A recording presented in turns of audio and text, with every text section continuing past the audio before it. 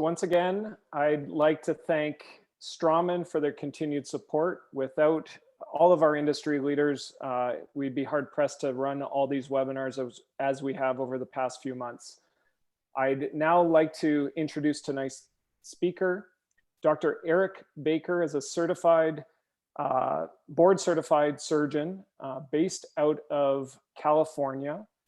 He completed his dental school at the University of Pacific School of Dentistry in San Francisco.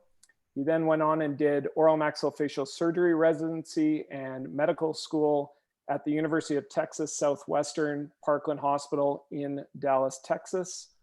Currently, Dr. Baker practices in Dana Point, California, and is also an absentee owner in a practice that he actually set up as a resident in El Paso, Texas.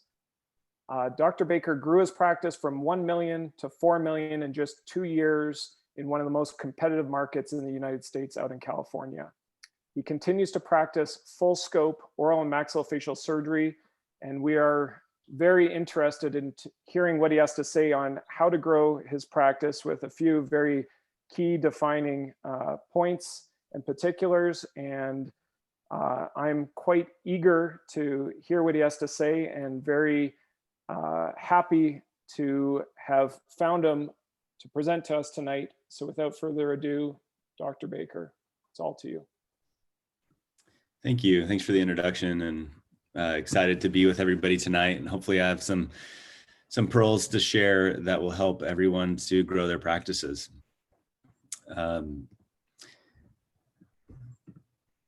I just want to thank the association and Strawman for the invitation, and for all of you for being present. Hope we can all learn together. And I also want to thank this guy. This is my father, Dr. David Baker, an oral surgeon, and my mentor, who I've looked up to forever. Unfortunately passed away about 5 years ago, but he really helped me to develop my love for oral and maxillofacial surgery from being a kid while he was in dental school, and then a little older kid while he was in residency, and following him to Arnhem, the Netherlands, during his chief year with Dr. Stolinga, and then assisting him in his practice as I was a teenager. And just grew and grew and grew in my love for oral and maxillofacial surgery. And very proud to have followed in his footsteps.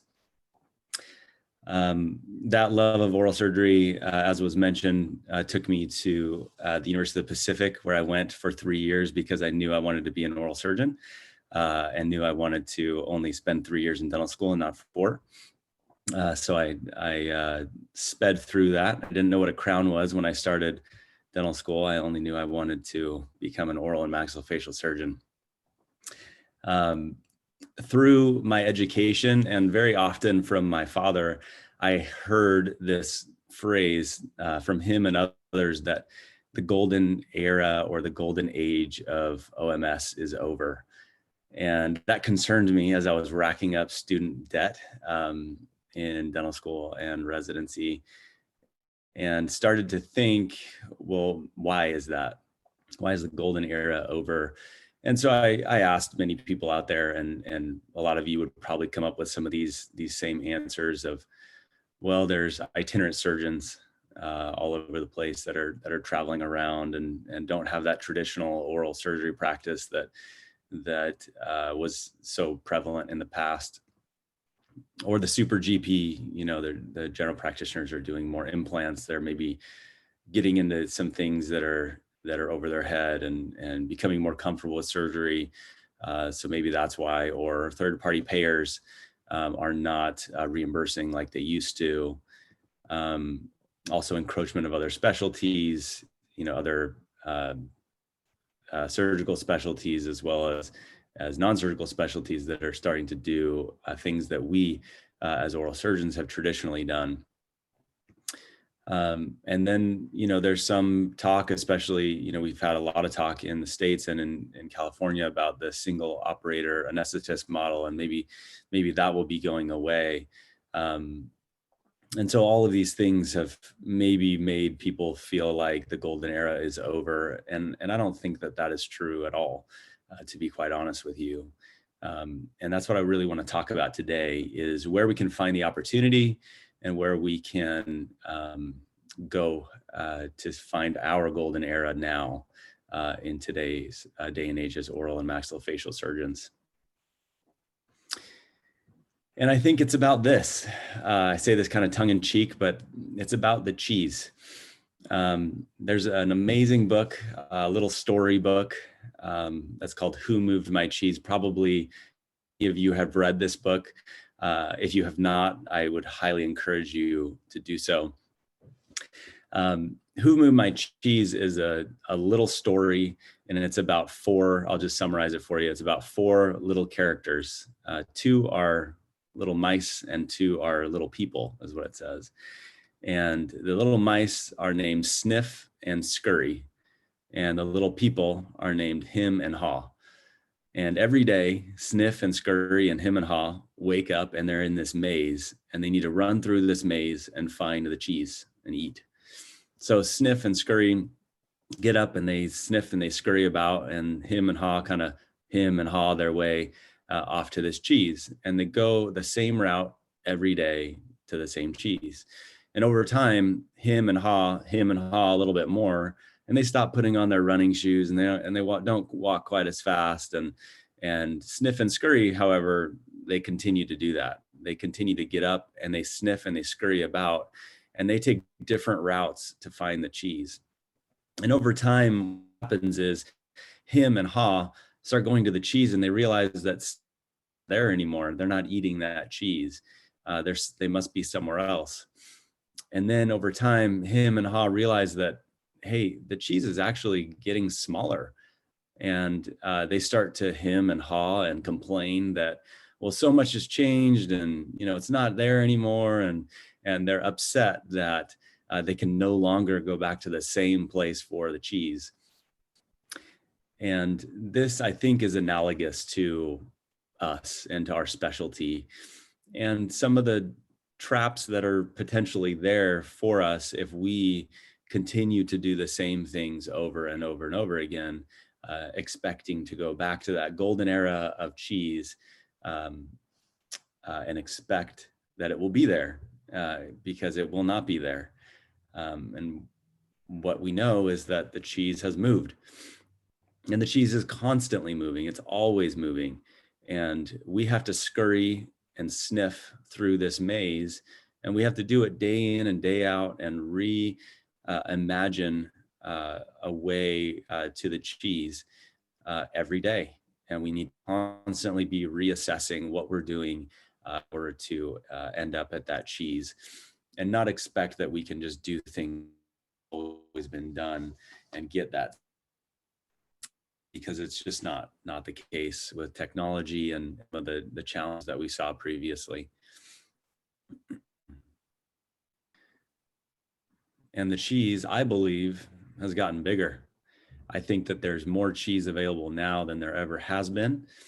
And this should be an exciting opportunity. But in order to get it, and in order to capitalize on it the best way that we can, we must be intentional. We have to be focused on the cheese in order to get there. So that starts with, basically deciding, what do you want? What do you want out of your career as an oral and maxillofacial surgeon, whether you're recently starting it, whether you're in the middle, or whether you're at the end? I think all too often we kind of get in a path where we just wake up and we go through our routine and we do the same thing, or we just go wherever the day takes us, instead of intentionally creating what it is that we want. When my father passed away at only 55, in what seemed like the peak of health, it really made me reevaluate my life and reevaluate what I wanted. And so I decided to be incredibly intentional about my life and about my career and about my family.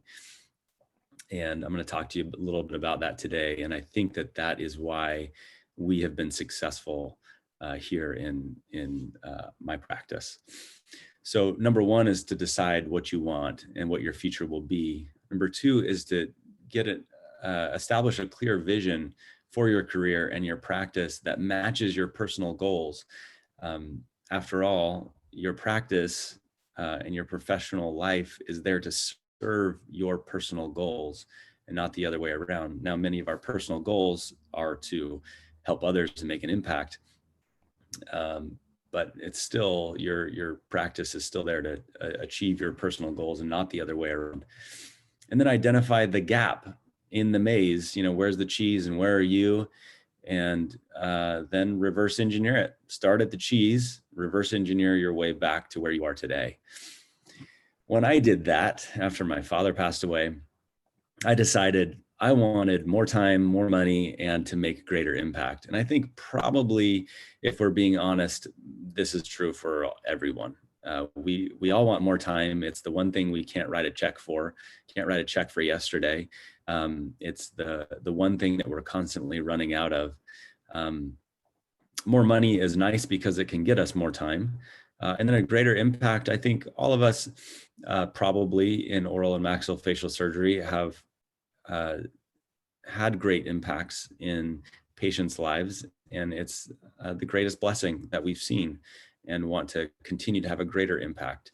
And that's certainly the conclusion that I came to as I kind of reevaluated. And so I painted this vision for what I wanted my life and my practice to be like. And it included that right there, that picture of Dana Point, California. That's the Ritz-Carlton, which is about a half mile from my practice in Dana Point, California, which is a place that I absolutely love.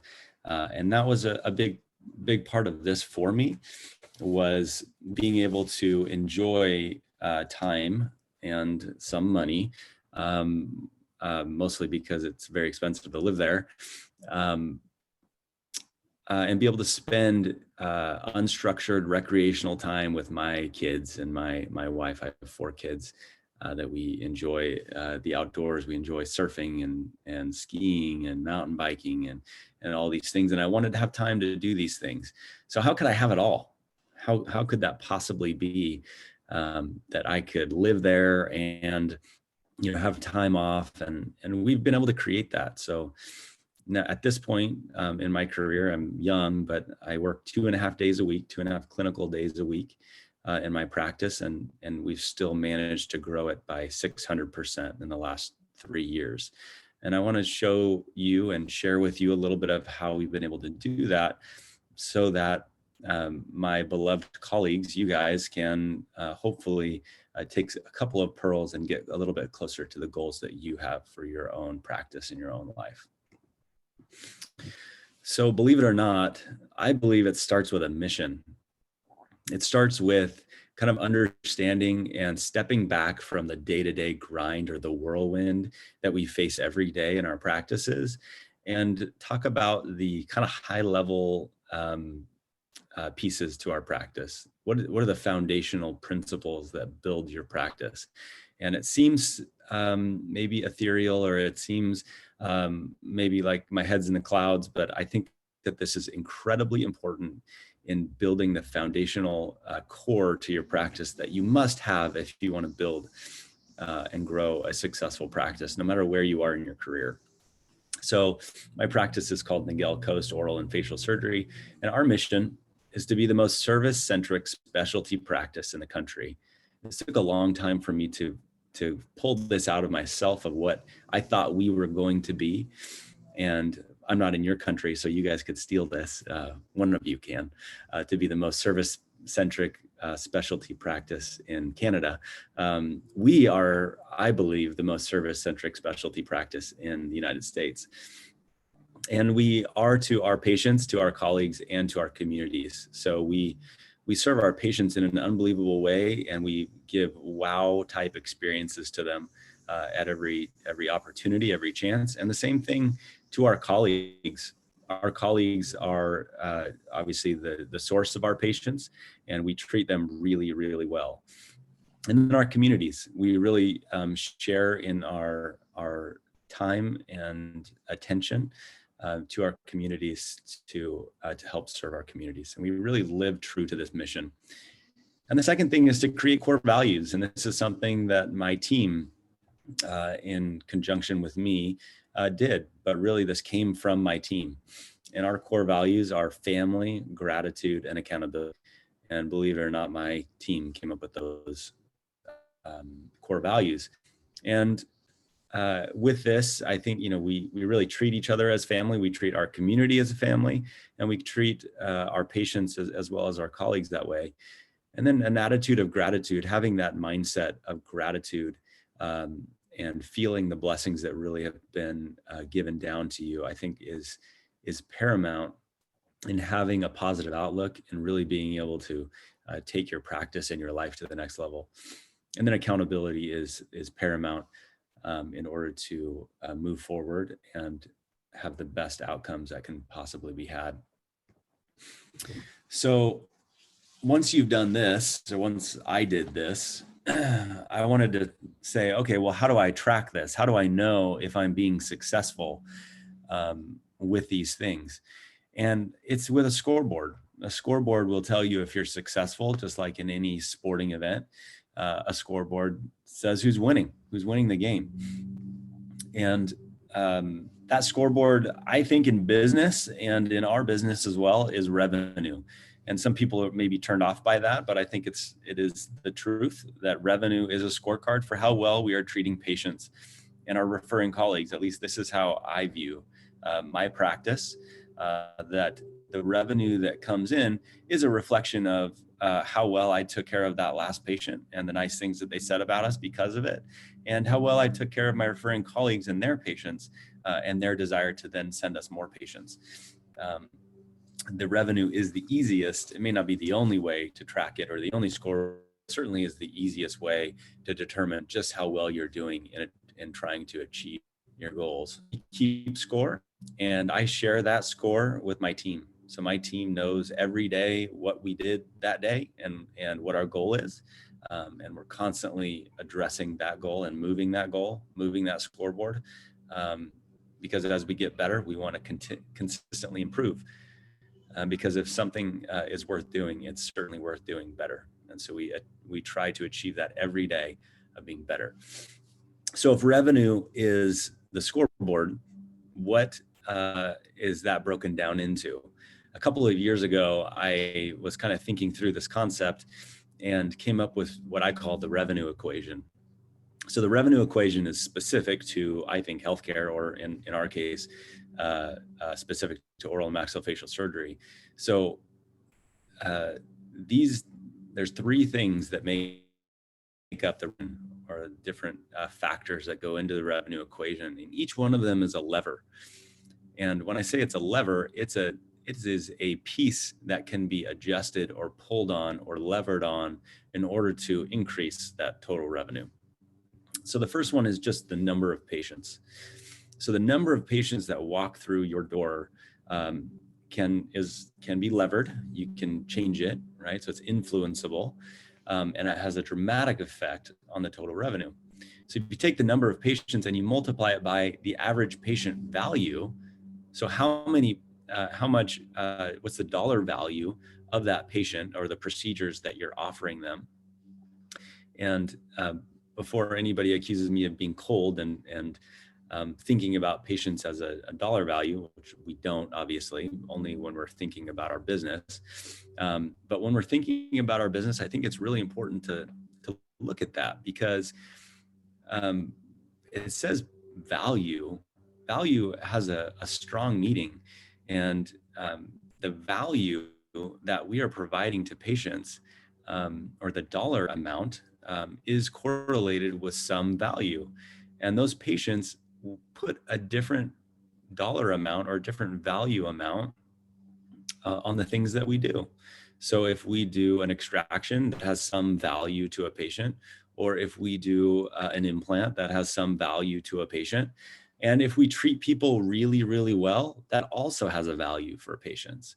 And so the better that we treat people, and the better that we treat our referring practices in combination with whatever procedure it is that we're doing, that has some value. And those things are influenceable. Those are levers that you can pull on to increase that, to then get to a total revenue amount that is higher. So it's the number of patients times the average patient value times the case acceptance percentage. So if you have 100 consults that come in, times whatever patient value, times the case acceptance percentage, you will get the total revenue. And I can't think of anything else that goes into what the total revenue is made out of. It is those three things. And so each one of those is a lever that we can change in order to increase our total revenue. And in each instance, the better we treat patients, the better or higher that total revenue is. So we're going to break this down a little bit as we continue on here and talk about some actionable steps and actionable strategies that we can actually use to lever on each of these three parts of the revenue equation and get closer to our cheese.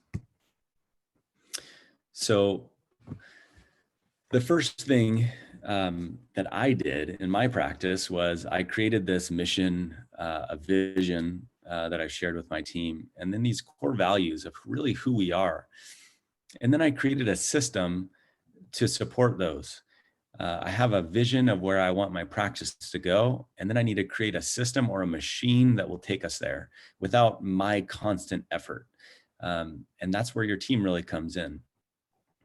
To allow you to kind of just be in the driver's seat, but they get to be the wheels and the engine and everything else that gets you there. The second thing that I did, and probably the most influential thing that I did in my practice, was introduce immediate implants. I purchased my practice from a seasoned doctor who had a stellar reputation, and she had been in the practice for about 25 years. And had never done an immediate implant in the practice. And I introduced that, and we had dramatic changes to many things because of that. And I'll break that down for you in just a minute so you can see the true value of that. And then the third thing that I did is connection through education. We have become a hub or a center of education for our referring practices. And that's one way that we really serve them. And then the last thing that I'll chat about with you in terms of actionable steps and levers is full arch implant cases. And this has been a massive boon to our practice. So the systems dependent practice, remember, we've created a mission, we've created a vision, we've created core values, and now we're creating a system to support those things to enable us to be service centric. In the case of my practice, I want to be the most service centric specialty practice. How can I do that? I took over this practice and the team was good, but everything that they had was just in their head. And so even with an incredible group of team members, the experience that was put forth is different every time a patient comes through. And it wasn't, we weren't able to replicate that on a consistent basis, even though I had highly paid, highly trained, highly experienced staff, because people are different and relationships are different. And so one of the things that I did is I created a systematized patient experience that essentially enables the staff to be their best. So it's a checklist for the most part that I created, and it's for each appointment has one of these. And it's basically a reminder for my team, for my stellar team, to be able to give a consistent experience. When you go to a restaurant that you love, and you have a great experience there, if you go back and you have just a mediocre experience, it is very disappointing for the most part for people. And we wanted to avoid that. We wanted to create this stellar experience that was consistent every single time a patient came through. Not only that, but a stellar referral experience. Every time a referring practice sent us a case, we wanted them to have an amazing experience in sending us a patient. And we do that through one of Straumann's products, which is called Loop, that we've really begun to enjoy. I would encourage you guys to look into that. It's essentially a software that allows you to receive referrals electronically and share a pseudo EMR with your referring practices. That's one piece of the puzzle of this systematized referral experience. The third thing is systematizing my schedule. When I took over the practice, it was a little haphazard in terms of the schedule. It seemed like the patients could dictate when anything was done, and so it was not very efficient. And with that lack of efficiency, there was also a lack of a pure and perfect patient experience, because a patient would come in and sometimes they'd have a consult followed by a surgery in the same day. Sometimes they'd have a consult one day and then they have a surgery the next day or later on, scheduled later. And that inconsistency bothered me, and it didn't allow us to be as maximally efficient as I thought we could be. And so I implemented block scheduling, like you see here, where we have 3 rooms. The 3 columns, the pink and yellow that you see there, represent those 3 rooms. So I do 9 surgeries every morning, and then I do 9 to 12 consults in every afternoon. And doing that, it allowed me to be really consistent. I could focus on my surgeries in the morning, and I didn't have to, take off my scrubs and put on my shirt and tie back and forth all day. And my team could do the same. We could focus on surgery, and then my nurses could turn into consult nurses and really give a pure and perfect patient experience in both instances. And so we switched to this type of a schedule, which allowed us to be massively more efficient in how we were doing things. And then last thing that I'll say about systems, and there's many others, but the last thing I'll say about systems is systematizing your team experience. And so one of the things that we did is we created a cadence of meetings. So we meet with our leadership team and our full team every day. We have a huddle. Every week we have an hour-long meeting. Every month we have a 2-hour-long meeting. Every quarter we have a 3-hour-long meeting, and then every year we have basically a full day meeting and retreat. And this seems like it would not lend to a more productive practice, but we have found the exact opposite to be true. When our team is aligned and everybody's on the same page and they're following my vision, we tend to be much more united and more productive in every day that we're there. And we have a happier team. So we systematized our team experience. And our team, with that systematized team experience, like I said, our team knows our numbers. They know what we're doing. They know how we judge our success, and they profit in that success as well. And so we are one united front in serving our patients and our referring practices and our communities together, because they all enjoy in those profits as we do that. So the second thing that I mentioned was immediate implants. Immediate implants are, bar none, the biggest impact that there's been in my practice. There's no question about it. It's the biggest lever, I believe, that you can introduce into a practice. If you're not doing it, or you're doing it on an inconsistent basis, I would say that needs to change now. So the first thing that immediate implants do is they increase the number of referrals that you get from practices. If a referring practice that wants to send you an implant is telling patients that it's going to take 6 or 9 months before a patient gets their tooth, they're not going to send you patients, because the patient is not going to accept the treatment at the dentist's office to even come to your practice. They just won't do it. It's too long. And so too many bridges are done because of that. The case acceptance percentage goes way up, not only at the dentist's office, but then at your practice as well. When you present what you're going to do for the patient, their case acceptance rate goes up, and we've tracked that, and I know that is the case from data. And then there's a massive increase in efficiency, and I'll go through that. I'll break down the numbers for you shortly. I think I've got some. lawn care going on. And then the last thing, and this is one of the big things that I found that resulted in about a 30% increase in the number of implants that we were doing, is if you do an extraction and you do a graft, extraction and graft, and then you wait, and then you do the implant later, there's this period of time of 3 or 4 months or however long you wait for your graft to heal. There's this period of time where the patient decides to buy a big screen TV, or they decide to go do something else that's not as beneficial to their health as it would be for them to replace their tooth. And so you end up getting about 30% of patients, and I think that that's a conservative number, 30% of patients don't come back to you for that implant. Even though you probably think that they are coming back, they're not. 30% of them are not coming back to you. And I know that from data as well from our practice.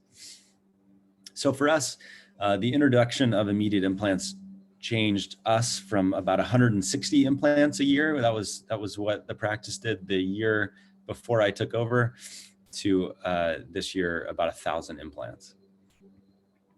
So let's break this down because I want to drive this point home about the math of doing delayed implant placement versus immediate implant placement. And I should give the caveat that this is a business perspective. Obviously, you have to do what's right for the patient. But if you're just deciding to do delayed placement for no other reason than maybe you don't feel comfortable doing lower first molars or lower molars immediately, I would encourage you to get your skill or your comfort level to the point where you feel really comfortable doing that. The most common immediate implant that I do is 19 and 30 in our practice because it's the most common tooth that is missing. So let's break this down. On 100 patients, on a delayed implant case, 100 patients come into your practice, they will take up 100 consult spots. So if you do consult, everybody does consults, I assume. So you have 100 consult spots that are taken up from those 100 patients. I'm going to put a value of $1,000 on an extraction and bone graft. 93% is what we found, 93% case acceptance rate of those 100 people that came in for consults. 93% of them moved forward. So there's 93 surgical appointments for extraction and bone graft at $1,000. 65 of those come back, or in our practice, 3 months later to get implants. And that's $2,800 in my practice. So $1,000 at 93, only 65 come back because, like I said, you have a 30% drop rate on those that are not coming back. And that's a total value, these are arbitrary, but total value of $275,000. If you were to do immediate implants, you have the same number of consults, 100.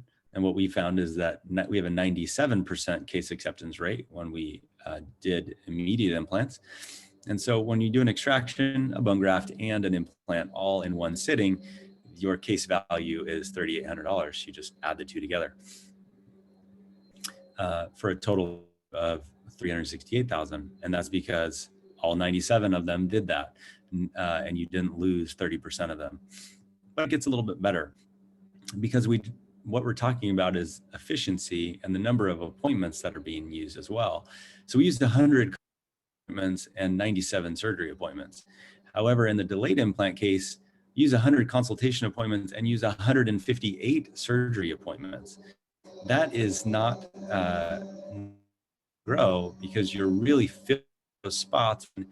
You want to serve, be available to your referring practices.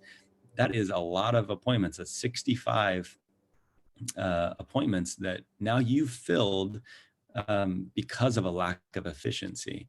And so this is something that we changed in our practice to be available.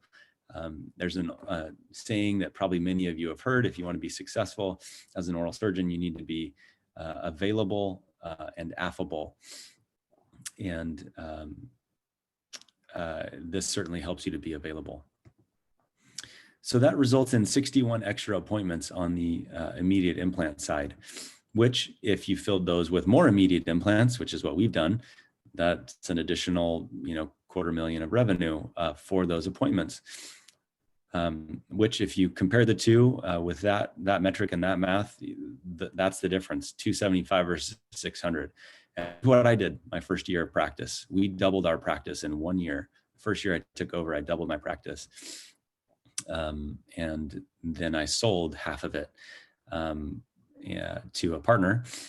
So now there's two of us, and I work 2.5 days a week, and he works 2.5 days a week. And we're really efficient in what we do. We do basically a full-time schedule in half time because of math like this.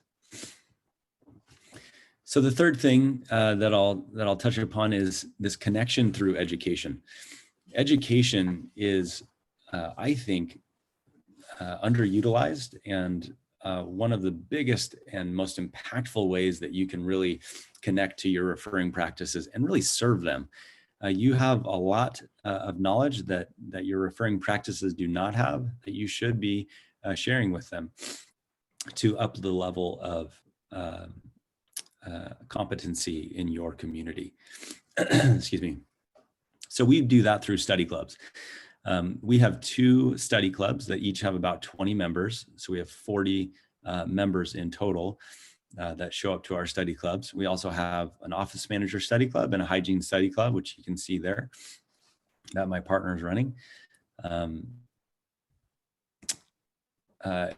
One word about study clubs. In 2019, we set up our second study club. Actually had a staff member who went out and formed relationships with these 20 dentists that I had never met before, and encouraged them to join this new study club. Kind of created intrigue and interest in the study club, and we had 16 people sign up for this study club. Now it's up to 20, but it's 16 people sign up for the study club. And these are practices that we had never worked with before. You know, some of them were doing some things in-house. Some of them had itinerant surgeons that were coming in, but we decided to form relationships with them anyway, because we saw that the cheese was moving. And we started to work with these practices. And in that first year, in 2019, with the second study club, we were able to do 7 figures of new revenue from those 16 practices in that first year, of practices that we had never worked with before. And it was all through this engagement and through education.